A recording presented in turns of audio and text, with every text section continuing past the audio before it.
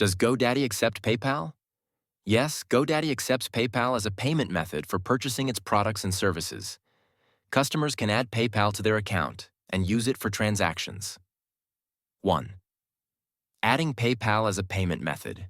To add PayPal to your GoDaddy account. Step 1. Navigate to your GoDaddy Payment Methods page. Step 2.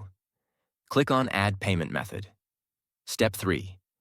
Under the payment options, select the checkbox next to PayPal. Step 4. Enter the required billing information and select Save. Step 5.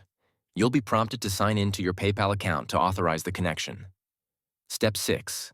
Once authorized, PayPal will be added to your GoDaddy account as a payment method. Note: the availability of PayPal as a payment option may vary by region. Ensure that your billing information corresponds to a country where PayPal is supported by GoDaddy. 2. Using PayPal for purchases.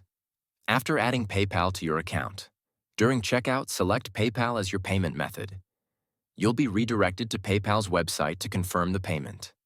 After confirmation, you'll return to GoDaddy to complete the transaction.